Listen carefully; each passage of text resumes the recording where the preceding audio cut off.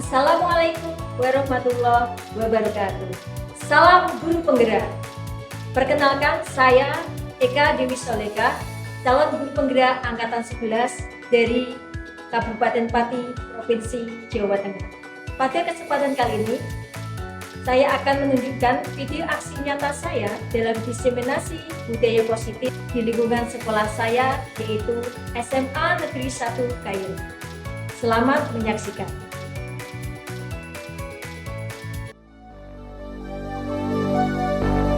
Fill me out with your smile, like the sunshine brings the light.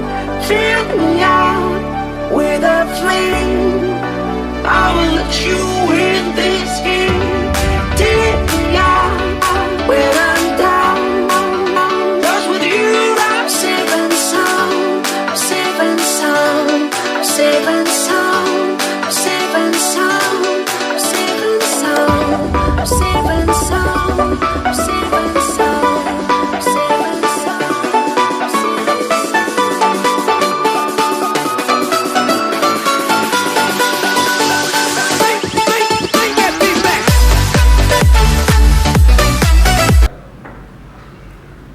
Assalamualaikum warahmatullahi wabarakatuh. Ya, terima kasih Bapak Ibu telah bersedia datang pada diseminasi kami. Pada kali ini kita akan menyelenggarakan diseminasi budaya positif. Untuk susunan acara bisa Bu Hani untuk menyampaikan. Untuk acara yang pertama yaitu pembukaan dari kepala sekolah. Untuk kali ini diwakilkan oleh Bapak Suwandono SPD MSI. Untuk acara yang kedua diseminasi budaya positif. Yang ketiga penutup. Untuk acara yang pertama yaitu pembukaan, monggo Pak Gun bisa mewakili Pak Kepala Sekolah.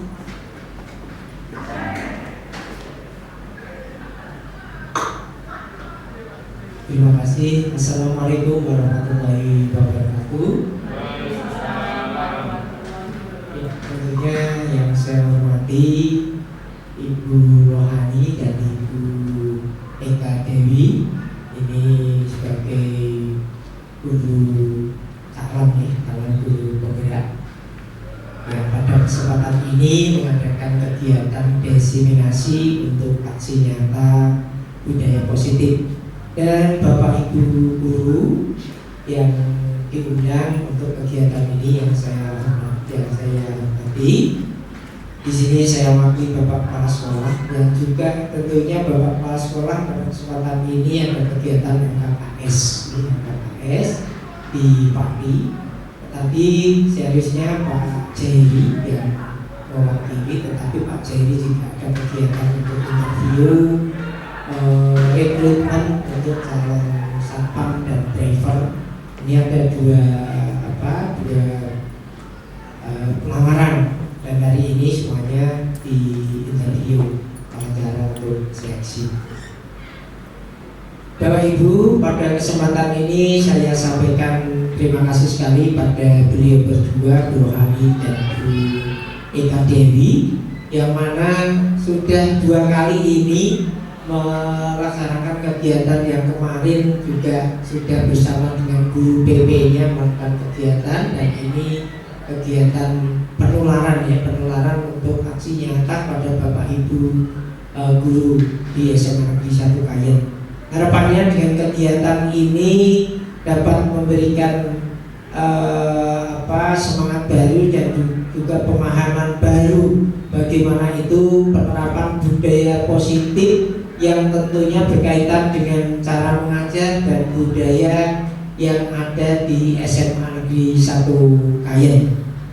Kepada Bu Hani dan Bu Eka Dewi, kami mohonkan nanti dapat disampaikan sejelas-jelasnya kepada rekan-rekan dan pada rekan-rekan untuk juga nanti setelah mendapatkan penularan diseminasi ini bisa mengaplikasikan dalam proses pembelajaran ataupun dalam kegiatan-kegiatan yang lain bersama siswa dan juga bersama warga sekolah. Saya kira itu, dan mudah-mudahan kegiatan ini membawa manfaat, khususnya tentunya di dalam proses pembelajaran kita mendidik, membimbing, mengajar pada siswa SMA Negeri 1 Kayen. Ujungnya, endingnya, goalnya adalah peningkatan prestasi dan juga peningkatan karakter dari siswa didik kita.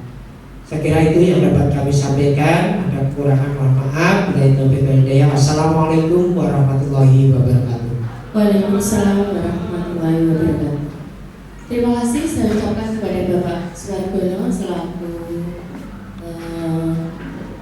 pengganti dari Bapak Kepala Sekolah di acara pagi hari ini. Untuk acara yang kedua, yaitu acara yang paling dinantikan oleh Ibu CGP Angkatan 11, yaitu disinseminasi budaya positif di sekolah. Oke, kita mulai Bapak Ibu Guru. Kami akan mengucapkan salam guru penggerak. Oke. Salam guru penggerak. Tergerak, bergerak, menggerakkan. Oke, perkenalkan saya Eka Dewi Soleha Dan saya Ibu Siti Rahani, calon guru penggerak Angkatan 11 dari SMA Negeri 1 Kayen. Oke, seperti yang kita tahu bahwa di SMA Negeri 1 Kayen kita sudah memiliki budaya positif Bapak Ibu Guru yang kita kenal dengan 5S ya selama ini. Di antaranya yaitu senyum, salam, sapa, sopan, dan santun. Untuk mengawali pada kegiatan 5S, mari kita tanyakan pada diri Anda, kapan terakhir kali kita melakukan hal di antara 5 budaya positif yang sudah kita miliki di sekolah tadi pada teman yang ada di samping Bapak Ibu panjenengan semua. Bu Siska, lihat kanan kirinya ada Pak Galuh. Nah, terakhir kali jenengan menerapkan 5S itu kapan dan yang mana?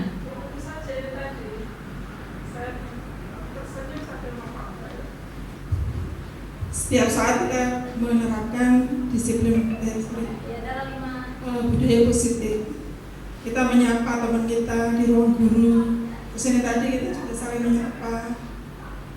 Itu kan sudah menerapkan budaya positif. Iya, bagus sekali. Berarti memang setiap saat kita bertemu dengan teman sejawat kita sebagai rekan guru saling menyapa, saling bertanya.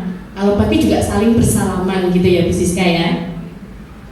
Oke, mungkin Pak Eko terakhir kali melaksanakan 5S di antara 5S itu ya kepada temannya, di antara yang di sini mungkin kepada Bu Kusnul mungkin. Ada nggak ya di antara 5 itu yang hari ini mungkin atau mungkin beberapa hari yang lalu? Ya, dengan Bu Kusnul mungkin tadi pagi ketika berangkat, ketika di parkiran, senyum, salam, dan sapa. Ya, kelima-limanya itu sudah terlaksana di tadi pagi. Mungkin dari sekian Bapak Ibu guru di sini ada nggak yang di sini ya yang belum menerapkan ini 5S? Ada nggak kira-kira? Tidak ada. Tidak ada ya kira-kira. Alhamdulillah.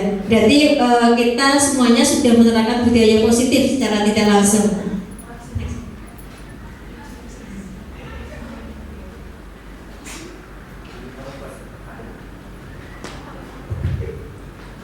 Oke, untuk yang ini adalah acara di aksi nyata modul 1.4. Jadi akhir dari modul 1.4 adalah diseminasi budaya positif di SMA Negeri 1 Kayen. Oke, budaya positif. Seorang guru yang baik harus memiliki kemampuan dalam mewujudkan budaya positif di sekolah tentunya. Budaya positif tersebut dapat dijalankan dengan menerapkan konsep-konsep inti seperti diantaranya. Yang pertama adalah perubahan paradigma belajar, yang kedua disiplin positif, yang ketiga motivasi perilaku manusia, yang keempat keyakinan sekolah atau kelas, yang kelima kebutuhan dasar manusia, yang keenam posisi kontrol restitusi, dan yang ketujuh adalah segitiga restitusi. Oke, yang pertama ada perubahan paradigma. Kita tahu bahwa sekarang kita itu menggunakan kurikulum Merdeka sudah dijadikan sebagai kurikulum nasional seperti itu. Jadi di dalam implementasi pembelajaran yang kita berikan kepada siswa itu harus tercantum atau menyertakan profil pelajar Pancasila. Di antaranya yaitu yang pertama ada beriman, bertakwa kepada Tuhan dan berakhlak mulia, kemudian berkebinekaan global, kemudian mandiri, gotong royong, kreatif dan bernalar kritis. Saya yakin Bapak Ibu semua pasti sudah sering mendengar kata-kata itu semua. Dan ada lagunya ya sepertinya ya. Oke, yang kedua yaitu ada disiplin positif. Disiplin positif merupakan suatu cara penerapan disiplin yang mengajarkan anak bertanggung jawab dan menumbuhkan kesadaran diri berdasarkan nilai-nilai kebajikan. Seperti yang kita tahu, nilai-nilai kebajikan yang ada itu secara umum ada, di antaranya sudah tercantum dalam profil pelajar Pancasila.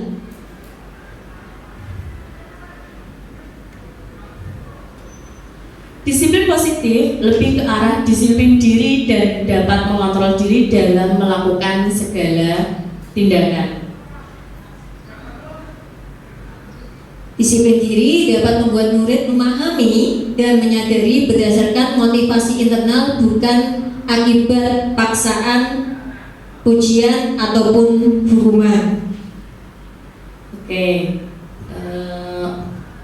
ini tadi sudah saya melihat waktu pertama pagi-pagi ya, saya melihat Bapak Miswar itu berangkatnya pagi sekali, bahkan belum ada teman yang lain berangkat itu beliau sudah berangkat. Itu kira-kira motivasi dalam diri Pak Miswar itu supaya apa? Berangkat pagi-pagi sekali itu. Untuk berangkat pagi, motivasi saya yang pertama itu pagi itu udaranya masih segar. Yang kedua itu kalau pagi itu masih yang berkendara masih sedikit, jadi tidak terkena macet. Yang ketiga bisa memberikan contoh atau teladan pada murid-murid. Untuk yang kedua, saya ingin mengajukan pertanyaan pada Pak Galuh. Pak Galuh, monggo motivasinya dari ini. Pak Galuh itu kalau masuk ke kelas jam 7 misalnya masuknya, Pak Galuh itu sudah jalan dari jam 7 kurang 5 menit. Itu kira-kira motivasi Pak Galuh seperti itu apa? Ya, untuk yang pertama pastinya adalah memotivasi bahwa peserta didik itu harus dalam suasana yang gembira. Dengan membangun rasa gembira itu, pertama dia punya waktu untuk mempersiapkan diri, mengkondisikan diri dia secara pribadi dan secara kelompok di kelas itu. Ketika dia merasa gugup, kemudian dia terlambat, pasti ada faktor yang mengakibatkan ketika dia belajar itu kemerungsung. Seperti itu biasanya. Sementara itu, terima kasih. Matur suwun Pak Galuh. Terima kasih Pak Galuh.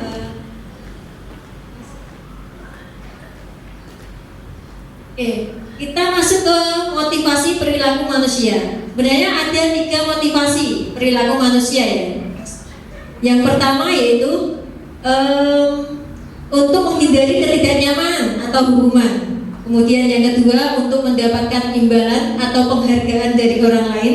Dan yang ketiga yaitu untuk menjadi orang yang mereka inginkan dan menghargai diri sendiri dengan nilai-nilai yang mereka percayai. Seperti tadi contoh dari Pak Miswar ya, dia datang pagi sekali karena mungkin salah satunya adalah menjadi contoh ya. Nah itu kira-kira yang mana ya Bapak Ibu? Yang pertama, kedua, atau yang ketiga kira-kira? Ketiga ya, berarti betul untuk menghargai diri sendiri dan mempercayai nilai-nilai kebajikan yang ada. Oke, untuk yang Pak Galuh juga, beliau berangkat ke kelas lebih awal gitu karena untuk menyiapkan dan memastikan bahwa anak didiknya itu akan mengikuti pelajarannya dengan bahagia gitu, karena tidak kemerungsung. Berarti itu juga termasuk untuk yang ketiga. Bapak Ibu guru hebat ini memang. Jadi motivasinya motivasi yang dari intrinsik ya, dari dalam dirinya, bukan dari motivasi yang ekstrinsik dari luar karena ingin mendapatkan penghargaan atau menghindari Karena sesungguhnya ada yang ekstrinsik dan intrinsik ya. Untuk intrinsik berarti sudah dari dalam diri kita sendiri. Kemudian untuk ekstrinsik berarti karena adanya hukuman atau penghargaan. Seperti tadi Pak Misbah tadi ada berangkat pagi karena udaranya masih segar. Kemudian menghindari kemacetan mungkin ya. Nah, mungkin ini karena yang pertama ya, itu menghindari ketidaknyamanan seperti itu.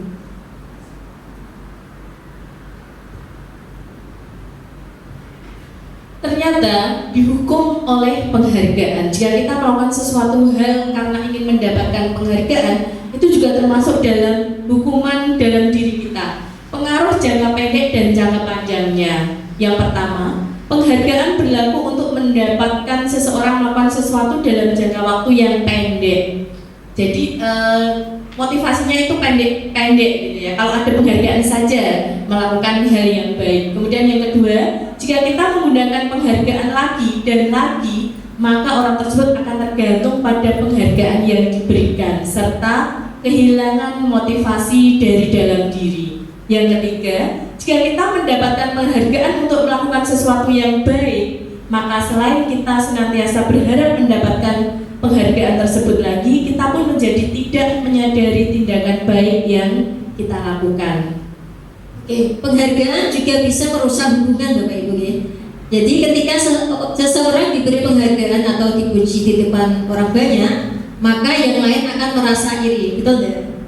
Sebagian seperti itu ya. Kemudian dan sebagian dari mereka akan tidak menyukai orang yang diberikan penghargaan tersebut karena iri tadi. Kemudian jika seorang guru sering memberikan penghargaan kepada murid-muridnya, besar kemungkinan murid-muridnya termotivasi hanya untuk menyenangkan gurunya, biar gurunya senang, tidak marah-marah. Mereka tidak akan bersikap jujur kepada guru tersebut. Kemudian penghargaan menciptakan persaingan di dalam kelas. Karena adanya penghargaan, akhirnya jadi ada persaingan. Padahal di kurikulum Merdeka ini sekarang sudah meniadakan adanya persaingan tersebut ya. Bahkan di rapat pun tidak ada peringkat. Dan persaingan menciptakan kecemasan juga. Kemudian mereka yang percaya bahwa mereka tidak memiliki kesempatan untuk mendapatkan penghargaan akan berhenti mencoba. Jadi pesimis gitu ya. Oke. Ini adalah dari suatu tindakan tadi, apakah termasuk hukuman atau sanksi atau konsekuensi dari tindakan yang telah dilakukan. Menurut Bapak Ibu, kira-kira hukuman dan konsekuensi itu sama atau beda? Menurut Pak Gun coba. Pak Gun tadi ya, baru saja. Hukuman atau konsekuensi, kalau sanksi itu sudah berbeda lah. Ya, tingkatannya lebih ke sanksi itu hukuman yang sudah dibuat itu tapi dibuat sepihak. Tapi kalau konsekuensi itu lebih ke kesepakatan, ada sosialisasi, ada pertanyaan balik, misalnya ini bagaimana dan ditawarkan begitu. Benar sekali ya. Jadi kalau hukuman itu lebih sepihak dan untuk kesepakatan itu kesepakatan untuk konsekuensi adalah kesepakatan bersama. Kemudian ini ada beberapa tindakan guru Bapak Ibu. Tolong nanti kita namai sebagai hukuman ataukah konsekuensi. Untuk yang pertama, mencatat 100 kali di dalam buku dengan kalimat saya tidak akan terlambat lagi karena terlambat ke sekolah. Menurut Bu Rate, termasuk hukuman ataukah konsekuensi? Menurut saya, mencatat 100 kali di dalam buku kalimat saya tidak akan terlambat itu termasuk hukuman. Oke. Kita sepakat ya Bapak Ibu, ini adalah hukuman, betul sekali. Untuk yang kedua, lari mengelilingi lapangan basket 2 kali karena terlambat hadir di sekolah. Mungkin Pak Ismanto ya, termasuk yang mana Pak? Ini hukuman atau konsekuensi? Iya, kalau ini sebetulnya agak susah menjawabnya. Susahnya itu ada angka. Angka itu bisa dibuat suatu kesepakatan. Nah, kamu terlambat 5 menit. Pilih lari 2 kali apa 5 kali. Kan kesepakatan. Itu bisa menjadi kesepakatan karena adanya satu kekeliruan. Tapi juga bisa menjadi satu hukuman yang secara spontan diberikan, tapi yang terlintas dalam pikiran guru untuk memberikan sanksi pada anak-anak agar tidak terulang lagi. Kalau kecenderungan yang saya memilih untuk keliling lapangan basket 2 kali ini kesepakatan, karena tidak ada angka di situ. Milih. Terima kasih. Terima kasih Pak Ismanto. Terima kasih Pak Ismanto, luar biasa. Untuk yang mengelilingi lapangan basket 2 kali, kalau itu di dalam pelajaran PJOK mungkin bisa itu adalah sebuah konsekuensi karena terlambat pada saat pelajaran. Tapi kalau terlambat sekolah langsung diberikan disuruh mengelilingi lapangan basket 2 kali, itu termasuk adalah hukuman. Karena mendadak gitu ya, mendadak dan sepihak. Kemudian yang ketiga, murid diminta untuk push up 15 kali karena tidak menggunakan masker ke sekolah. Ibu Sani? Ya, monggo Bu Sani.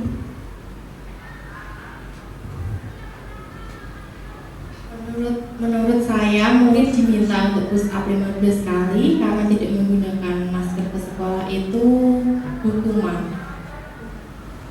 Ya, betul sekali Bu Sani. Itu termasuk. Terima kasih Bu Sani, termasuk hukuman.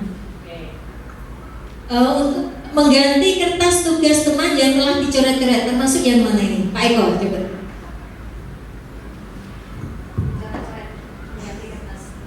Menggantikan kertas tugas itu konsekuensi Bu. Soalnya menggantikan. Oke, tepat sekali.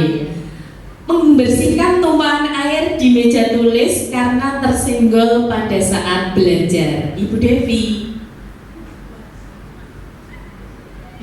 Menurut saya, membersihkan tumpahan air di meja tulis karena tersenggol pada saat belajar itu merupakan suatu konsekuensi. Tepat sekali ya Bu.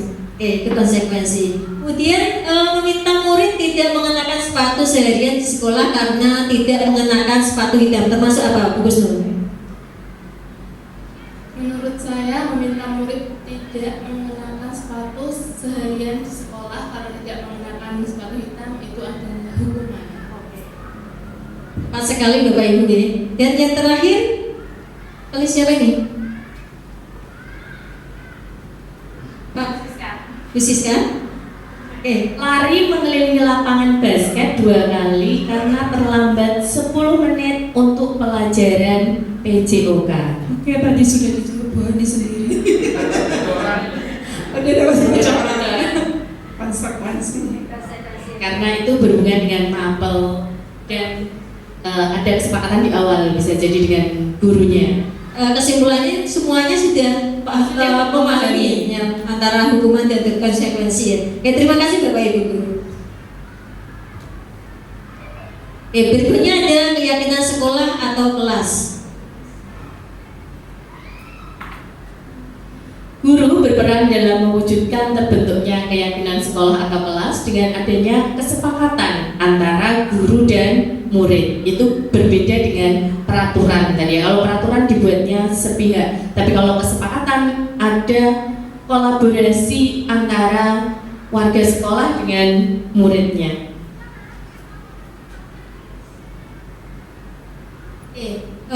Berikut ada langkah-langkah dalam membuat keyakinan kelas. Yang pertama yaitu meminta siswa untuk menulis keyakinannya. Langkah awal yang bisa dilakukan adalah meminta siswa untuk menulis keyakinannya. Kemudian yang kedua yaitu membahas keyakinan yang telah ditulis. Yang ketiga memilah keyakinan kelas yang ada. Yang keempat yaitu mengubah keyakinan agar menjadi kalimat positif. Dan yang terakhir yaitu menyepakati keyakinan kelas. Ini bisa saya contohkan, misalnya di dalam peraturan kelas itu ada tidak boleh masuk kelas terlambat 10 menit. Itu adalah peraturan. Kemudian itu ditulis dulu, kemudian dijadikan menjadi kalimat positifnya adalah masuk kelas tepat waktu. Itu lebih enak di telinga, ya, positif kalimatnya. Menghilangkan kata-kata negatif ya, diusahakan untuk menghilangkan kata-kata negatif juga menjadi kata-kata yang positif. Kemudian diyakini dengan nilai-nilai kebajikan universal, misalnya disiplin. Jadi lebih universal lagi. Ini diantaranya kesempatan kelas yang ada di salah satu kelas. Mungkin Bapak Ibu Guru nanti bisa di kelasnya masing-masing agar anak itu memiliki rasa tanggung jawab terhadap dirinya sendiri.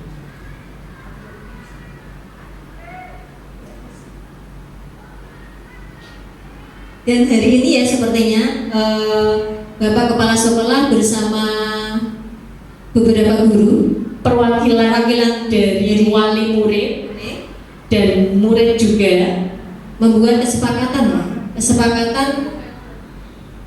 tingkat sekolah ini.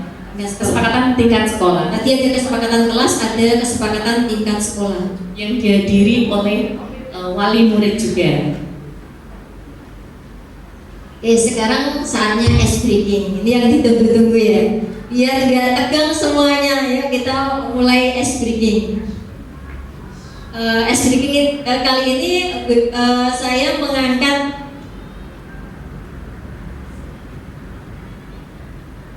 yaitu teka-teki sulit. Mungkin Bapak Ibu pernah melihat ya di televisi, dan ini saya ATM di dalamnya, sehingga nanti Bapak Ibu Guru bisa ini ya, berperan dalam games ini. Oke, kita akan menunjuk di antara Bapak Ibu Guru, dan ini adalah jawabannya tidak sebenarnya. Kalau sebenarnya malah salah. Jadi gimana ya? Buatlah kata-kata yang sesuai dengan hurufnya. Oke, mungkin dimulai dari Pak Ismanto. Memilih angka berapa, Pak? Mendatar atau menurun? Angka 6. Silakan, Pak. Oke.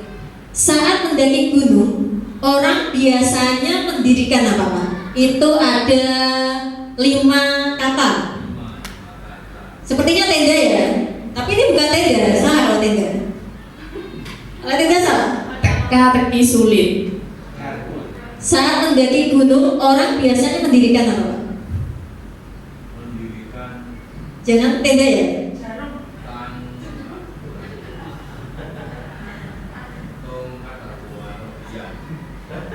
5 huruf. Dicoba aja dulu. Barangkali betul ya. Yang didirikan itu apa? Kita suka mendirikan apa?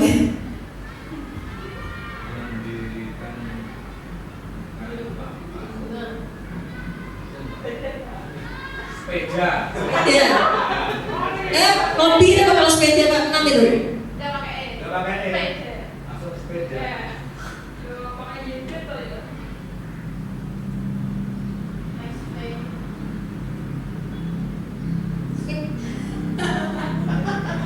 Salah sepertinya, nggak mau ya. Oh, yang betul adalah mendirikan tubuh. Tadi gagal betul ya, tapi dengan kata lain tubuh gitu kan.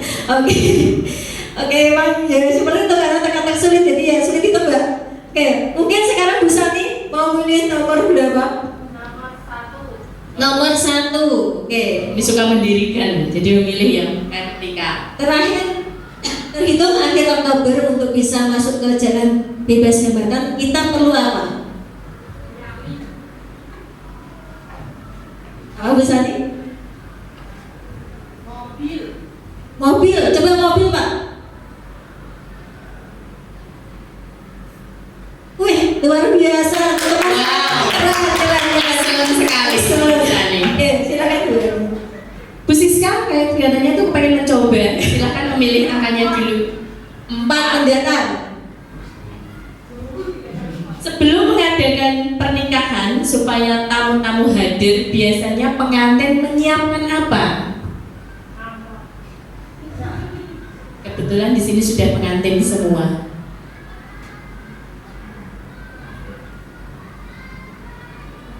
Susah namanya teka-teki sulit ya, susah ya. Sulit pastinya. Kalau mudah ya teka-teki mudah. 1, 2, 3, 4, 5, 6, 7, 8 huruf.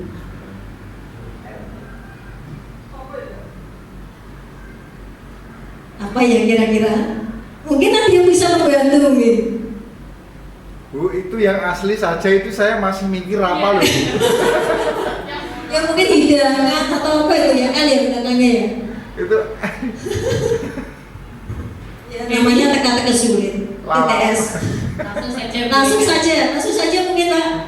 Dibuka aja. Jawabannya adalah apa ya? Uang.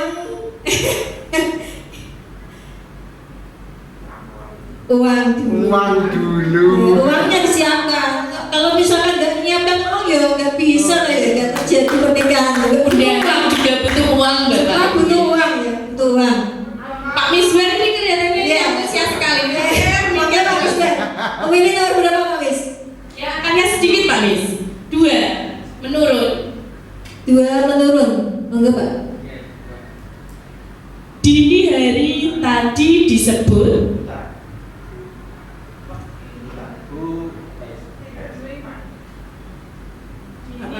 Dini hari tadi disebut. Gampang sepertinya ini. Buhan. Apa? Buhan. Dini hari tadi disebut apa? Tugas. Sudah. Kayak sudah. Sudah itu. Betul-betul sudah ya Pak? Sudah.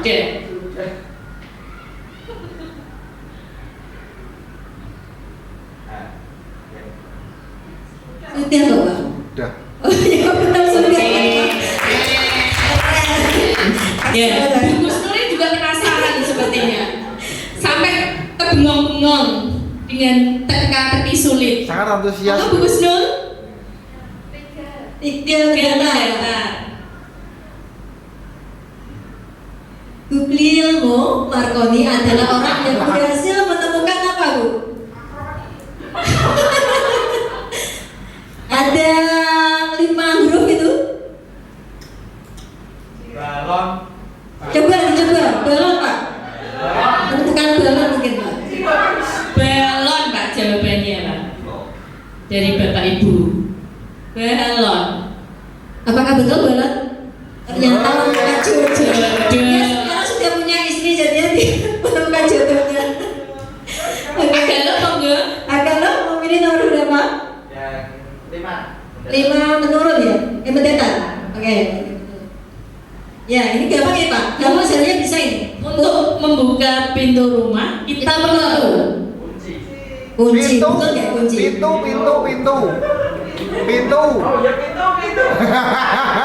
Pintu. P.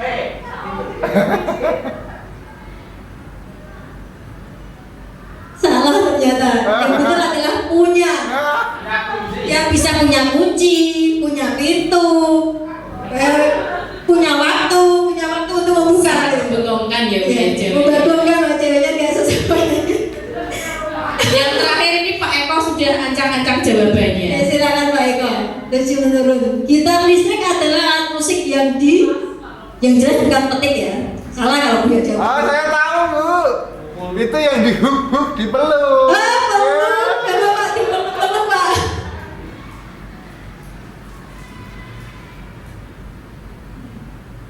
Oh luar biasa, betul sekali.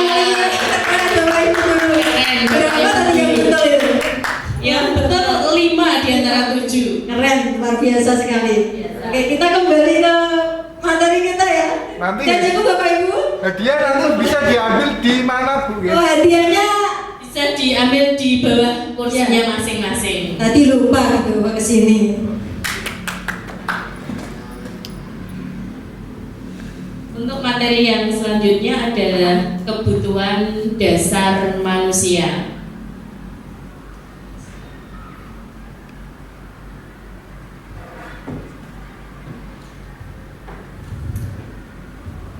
Oke, ini ada sebuah pernyataan. Ketika seorang murid melakukan suatu perbuatan yang bertentangan dengan nilai-nilai kebajikan, atau melanggar peraturan, hal itu sebenarnya dilakukan karena mereka gagal memenuhi kebutuhan dasar mereka. Kebutuhan dasar manusia itu ada 5. Yang pertama, kebutuhan untuk bertahan hidup, survive. Kemudian kebutuhan untuk kasih sayang dan diterima. Yang ketiga adalah penguasaan. Yang keempat, kebebasan. Dan yang kelima adalah kesenangan. Berikut ada studi kasus Bapak Ibu. Di kelas 7A ada seorang murid bernama Dika. Dalam beberapa minggu terakhir, Dika sering menunjukkan perilaku kurang kooperatif, seperti tidak mengerjakan tugas, sering berbicara di luar topik saat pelajaran, dan kerap meninggalkan tempat duduknya tanpa izin. Guru kelas merasa perlu memahami apa yang mendasari perilaku Dika agar bisa memberikan intervensi yang tepat. Jika Bapak Ibu Guru menghadapi situasi seperti hal tersebut, apa yang Bapak Ibu Guru lakukan, dan kira-kira alasan Dika melakukan tindakan tersebut itu apa? Tadi ada 5 kebutuhan dasar. Ada bertahan hidup, diterima, kesenangan, penguasaan, dan kebebasan. Dikira tidak kooperatif saat di kelas. Sering berbicara tidak sesuai saat pembelajaran. Kira-kira kebutuhan apa ini, Bapak Ibu? Yang mana kira-kira? Apakah semuanya? Kalau siswa jangan di kelas ngomong sendiri itu dari kebutuhan apa yang dia butuhkan? Ya, mungkin kasih sayang juga ya. Kasih sayang. Caper ya istilahnya ya. Caper. Kemudian apa? Sering tidak mengerjakan tugas, kira-kira apa itu? Kebebasan, Pak Eko. Kesenangan. Tidak mengerjakan tugas, kesenangan. Oke, mari kita lihat buka ya. Kira-kira apa ya alasan dibalik Dika melakukan itu? Dika sering terlambat masuk kelas dan terlihat lelah. Setelah diselidiki, ternyata Dika jarang sarapan dan kurang tidur karena harus membantu orang tuanya di rumah. Hal ini mempengaruhi energinya di sekolah dan membuatnya sulit fokus. Ya, tidak mengerjakan tugas diantaranya. Jadi kebutuhan dasar yang sedang dipenuhi oleh Dika adalah bertahan hidup. Next. Kemudian alasan kedua, Dika nampak mencari perhatian dari teman-temannya dengan cara bercanda di tengah pelajaran. Saat ditanya, Dika merasa kurang dekat dengan kelompok pertemanannya dan berusaha mendapatkan perhatian serta diterima oleh mereka melalui perilaku tersebut. Hal itu adalah kebutuhan dasar yang sedang dipenuhi oleh Dika adalah kasih sayang dan rasa diterima. Oke, seperti jawaban Bu Sani tadi ya, kasih sayang. Jadi kalau siswa kita overacting gitu, sebenarnya dia butuh untuk diperhatikan. Kemudian yang ketiga, Dika menunjukkan kesulitan dalam beberapa mata pelajaran tertentu, terutama matematika. Karena merasa tidak bisa menguasai pelajaran tersebut, Dika cenderung menghindar dan lebih memilih mengalihkan perhatiannya ke hal-hal lain yang dirasa lebih mudah dan menyenangkan, seperti bermain game di ponsel. Jadi kebutuhan dasar yang sudah dipenuhi oleh Dika yaitu penguasaan, karena memang belum menguasai pelajarannya ya nanti. Kemudian alasan yang keempat yaitu Dika merasa terlalu terikat dengan aturan-aturan sekolah dan ingin lebih banyak kebebasan dalam memilih cara belajar yang sesuai untuknya. Dia mengaku lebih nyaman belajar dengan metode yang interaktif atau bergerak, sehingga duduk diam dalam waktu lama membuatnya bosan dan tidak betah. Tadi kan sering keluar kelas ya Dika ya. Kebutuhan dasar yang sudah dipenuhi oleh Dika saat itu adalah kebebasan. Yang terakhir, Dika adalah anak yang aktif dan senang bermain. Ia cenderung mencari kesenangan di dalam kelas dengan berbicara atau bercanda dengan teman-temannya. Aktivitas belajar yang monoton membuatnya mencari hiburan di tengah pelajaran. Jadi kebutuhan dasar yang sedang dipenuhi oleh Dika adalah kesenangan. Selanjutnya yaitu tentang posisi kontrol restitusi. Ada 5. Yang pertama adalah sebagai penghukum. Nah, ini kita bisa flashback ya. Kita ke kelas itu apakah pernah seperti ini? Kemudian yang kedua adalah sebagai pembuat merasa bersalah. Kemudian yang ketiga adalah guru sebagai teman. Yang keempat adalah guru sebagai pemantau, dan yang terakhir adalah guru sebagai manajer. Jadi kita sering ya di kelas itu menangani siswa itu kita tuh bertindak sebagai apa sih? Gitu. Apakah kita sering sebagai penghukum? Apakah kita membuat merasa bersalah? Atau misalkan kita jadikan seperti teman? Atau kita pantau aja, oh ngapain sih gitu ya? Kemudian kita apakah memposisikan sebagai seorang manajer?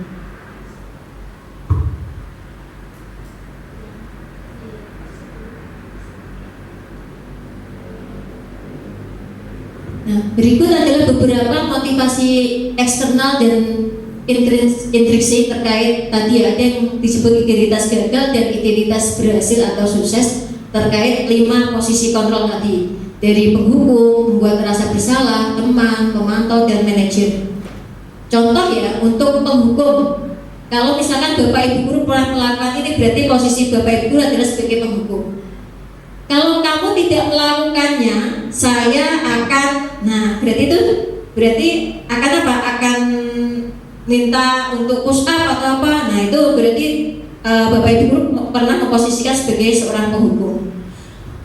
Kalau kita sebagai guru membuat siswa merasa bersalah, biasanya berceramah menunjukkan kekecewaan yang mendalam. Contoh kalimat kita adalah, kamu sudah mengecewakan bapak atau ibu. Kemudian kalau pembuat menjadi teman ya, membuatkan alasan-alasan untuk muridnya. Contohnya seperti ini ya, lakukanlah ini untuk bapak atau untuk ibu. Kemudian ya sudah, nanti bapak atau ibu bantu bereskan. Ini kan memposisikan seperti teman sendiri gitu ya. Untuk yang ketiga, pemantau itu menghitung atau mengukur. Untuk kata-katanya adalah apa peraturannya, apa konsekuensinya atau sanksinya, apa yang telah kamu lakukan, apa yang terjadi sekarang. Kemudian yang terakhir yaitu posisi sebagai seorang manajer, yaitu dengan cara salah satunya adalah mengajukan pertanyaan-pertanyaan yang positif ya. Yang contohnya, apa yang kita yakini? Apa kamu meyakini hal tersebut? Kalau kamu meyakininya, kamukah bagaimana memperbaikinya ya? Kemudian kalau kami memperbaikinya, jadi kira-kira hal tersebut akan menggambarkan apa tentang dirimu? Hasilnya ya, untuk misalkan kita memperlakukan sebagai posisi sebagai penghukum, hasilnya adalah siswa nanti menjadi pemberontak, pendendam, menyalahkan orang lain. Seringkali ya kita menjumpai karena guru itu memposisikan sebagai penghukum, waktu pulang gurunya itu dicegat ya dan dilakukan perlakuan yang tidak menyalahkan. Zaman dulu ya sepeda motornya bannya digebesi seperti itu. Kemudian untuk dampak pada muridnya jika kita pada posisi penghukum adalah mengulangi kesalahan berulang kali. Kemudian kalau kita bertindak sebagai membuat merasa bersalah kepada siswa, rendah diri, merasa gagal dan tidak berharga siswanya. Dan hasilnya itu siswa nggak jujur ya, sering bohong gitu ya, sering bohong. Kemudian kalau posisikan sebagai seorang teman, maka siswa jadi ketergantungan. Akibatnya seperti itu.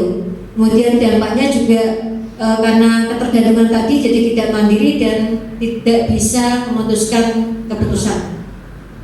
Kemudian untuk yang sebagai pemantau, menyesuaikan bila diawasi, tapi menitik beratkan pada dampak pada diri sendiri, mendapatkan hadiah atau mendapatkan hukuman. Kemudian kalau memposisikan sebagai manajer, maka hasilnya murid jadi menguatkan watak atau karakter murid itu sendiri. Kemudian dampak pada murid adalah murid jadi bisa mengevaluasi diri bagaimana menjadi diri yang lebih baik.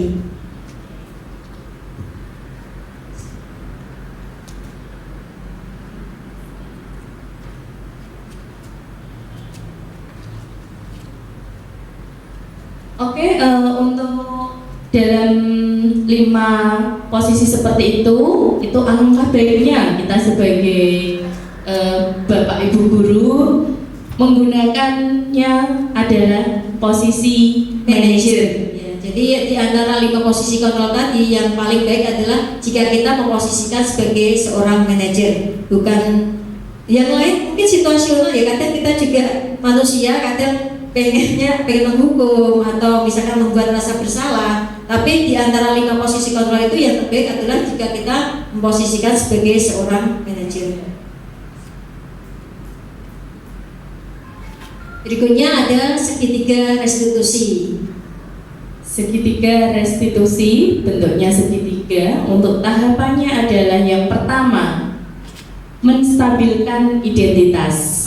Yang kedua, validasi tindakan yang salah.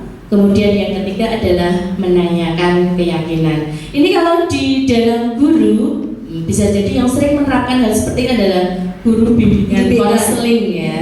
Tapi tidak ada salahnya ini kita mengetahui kalau nanti ada apa-apa di dalam kelas kita. Jadi jika siswa itu mengalami kenakalan atau apa gitu ya, kasus apa itu, bagaimana kita mensikapi sih langkah-langkah apa yang harus kita lakukan. Kita bisa menerapkan segitiga restitusi dalam menangani kasus siswa.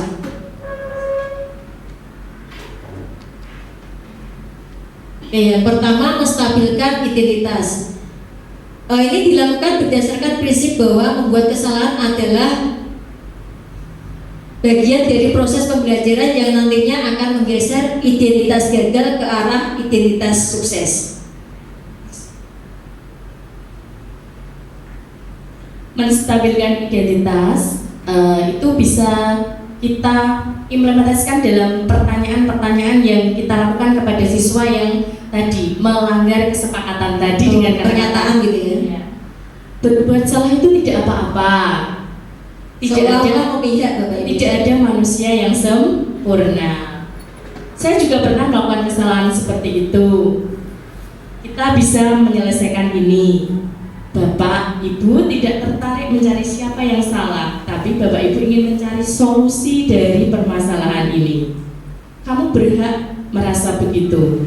Apakah kamu sedang menjadi teman yang baik buat dirimu sendiri? Dengan kita melakukan menstabilkan identitas itu, anak jadi menjadi lebih tenang. Jadinya nanti dia bisa bercerita lebih banyak dan tidak berbohong gitu ya, lebih jujur apa yang terjadi, apa alasannya gitu ya. Untuk yang kedua adalah validasi tindakan yang salah. Validasi tindakan yang salah dilakukan berdasarkan prinsip bahwa setiap perilaku berupaya memenuhi suatu kebutuhan tertentu sehingga guru atau orang akan bergeser dari pemikiran stimulus respon menjadi proaktif serta akan lebih mengenali dan mengakui kebutuhan murid atau anak. Beberapa perkataan atau kalimat yang bisa kita terapkan saat melakukan tindakan validasi tindakan yang salah, yaitu yang pertama, contohnya yaitu, padahal kamu bisa melakukan yang lebih buruk dari ini ya. Kamu pasti punya alasan mengapa melakukan hal itu. Kamu patut bangga pada dirimu sendiri karena kamu telah melindungi sesuatu yang penting buatmu. Kemudian bisa juga menggunakan, kamu boleh mempertahankan sikap itu, tapi kamu harus menambahkan sikap yang baru. Yang terakhir yaitu menanyakan keyakinan. Jadi menanyakan keyakinan dilakukan dengan memberi pertanyaan-pertanyaan bermakna pada murid atau anak untuk memunculkan motivasi secara intrinsik sehingga mampu mengaitkan keyakinannya dengan tindakan yang salah. Untuk menanyakan keyakinan, kita bisa menggunakan kalimat apa yang kita percaya sebagai kelas atau keluarga, apa nilai-nilai umum yang kita telah sepakati, apa bayangan kita kita tentang kelas yang ideal, kamu mau jadi orang seperti apa? Ini kembali ke kesepakatan atau keyakinan yang kita buat bersama tadi. Ini adalah contoh penerapan dari segitiga restitusi. Jadi ada siswa yang bernama Aziz, setiap siang itu dia selalu mengeluarkan bajunya. Kemudian untuk tindakan yang pertama tadi adalah menstabilkan identitasnya. Jadi membuat tenang ya, biar dia bisa jujur cerita dengan jujur. Apa itu? Apakah yang seperti itu tindakannya itu sudah sesuai? Nah, ternyata dia jawabnya tidak Bu, memang bajunya dikeluarkan seperti itu. Kemudian bisa alasanmu apa mengeluarkan baju? Ya, untuk alasan apa itu adalah untuk yang validasi tindakan yang salah. Jadi Aziz melakukan hal seperti itu setelah diwawancarai adalah karena sumuk, karena jam siang itu selesai sholat duhur dari perjalanan dari masjid menuju ke kelas, seperti itu yang dilakukan. Langkah yang terakhir adalah menanyakan keyakinan tadi. Jadi ketika dia melakukan hal seperti itu, keyakinan apa yang disepakati yang tidak dia lakukan? Ya, mungkin dia menjawab adalah kerapian. Seperti itu, Bapak Ibu. Jadi kita tidak boleh menjudge anak dengan cara menghukum. Jadi kita mesti berlaku sebagai manajer dengan menerapkan segitiga restitusi. Jadi nanti anak kembali ke dalam kelompoknya itu menjadi pribadi yang kuat, yang sudah stabil. Terima kasih. Semoga tergerak, lekas bergerak, dan mari menggerakkan. Sekarang sesi tanya jawab. Apa yang perlu ditanyakan Bapak Ibu? Oke, silakan Bu Siska mau bertanya.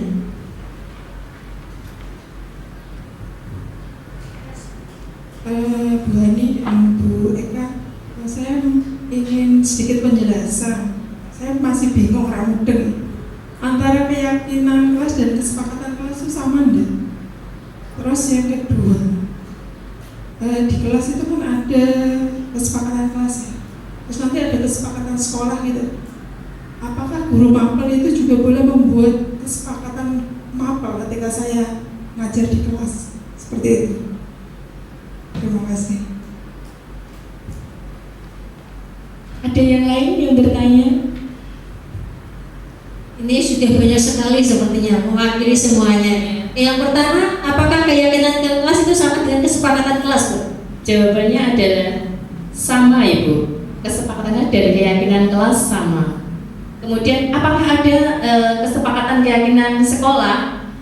Ya, ada. Mungkin itu yang berhubungan dengan universal kesekolahan. Tapi kalau kelas hubungannya dengan kelas. Misalnya kalau bergaris rapi seperti itu kelas. Dan apakah boleh guru mapel membuat kesepakatan untuk mapelnya? Sangat boleh sekali untuk menumbuhkan rasa tanggung jawab pada siswa. Misalnya mengumpulkan tugas tepat waktu, boleh.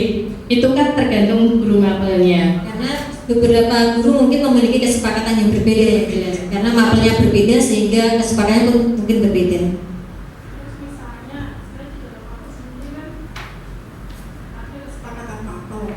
Tadi kan misalnya menggunakan kata-kata yang positif ya. Misalnya terlambat 10 menit, itu kan harus ada konsekuensi untuk anak tersebut. Nah, anak-anak itu memilih gini, coba berdiri 50 kali Bu. Apa nggak nyanyi saja kalau itu kan enggak Bu. Itu boleh nggak? Itu suatu hukuman atau konsekuensi? Kalau sudah dilakukan kesepakatan di awal dan sudah diketahui antara kedua belah pihak, itu sudah kesepakatan. Jadi sebuah konsekuensinya adalah melakukan hal yang sudah disepakati. Berarti kan anak itu melakukannya tidak terpaksa karena sudah kesepakatan tadi itu. Ya. Fisik tidak masalah ya. Kan kesepakatan di awal ya. Jadi kalau hukuman kan kita mendadak. Kalau ini kalau kesepakatan kan sudah ada kesepakatan bersama. Jadi sebisa mungkin kita juga memiliki flashback ke belakang, apakah itu memang sudah disepakati atau belum. Jadi ada dokumentasinya biar kita kuat ketika ada sesuatu hal di belakang seperti itu. Nah, karena sudah disepakati di awal. Kan tidak terpaksa gitu ya. Oke, mungkin ada yang lain? Sepertinya sudah cukup ya, sudah cukup jelas ini. Oke, kalau seperti itu kami berdua Eka Dewi Soleha, saya Siti Rohani menutup pertemuan ini dan kami mengucapkan terima kasih atas kehadiran Bapak Ibu semua pada kegiatan siang hari ini. Semoga bermanfaat untuk kita semua. Wassalamualaikum warahmatullahi wabarakatuh.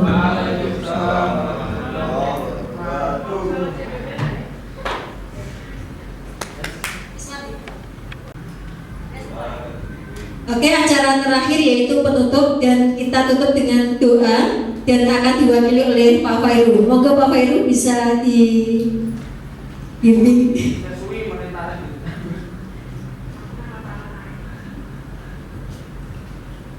Selamat siang, assalamualaikum warahmatullahi wabarakatuh. Sebelum berdoa, ini kita berharap dulu supaya Bu Eka sama Bu Hani nanti bisa memberikan ilmu yang manfaat untuk kita semuanya, dan dengan inseminasi kali ini mendapatkan manfaat untuk sekolah, untuk kita sendiri, dan untuk lingkungan kita semuanya.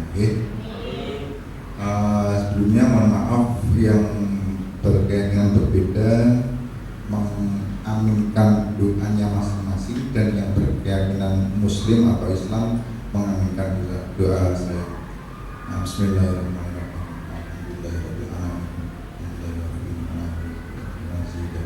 Ya Rabbana alhamdulillah wa Allahumma shalli ala sayyidina Muhammad wa ala sayyidina Muhammad. Ya Allah, semoga ilmu yang diberikan oleh Bu Heri, oleh Bu Eka memberikan manfaat untuk diri kita semuanya, diri kita masing-masing, dan untuk sekolah kita tercinta SMA Negeri 1 Kayun, dan untuk seluruh lingkungan masyarakat sekitar kita.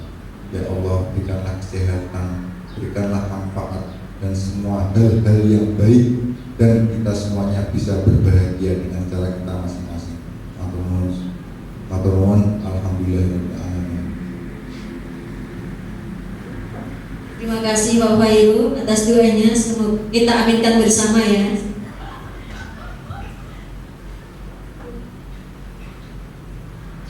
Oke, acara ini kita tutup ya dengan salam guru penggerak. Salam guru penggerak, tergerak, bergerak, menggerakkan.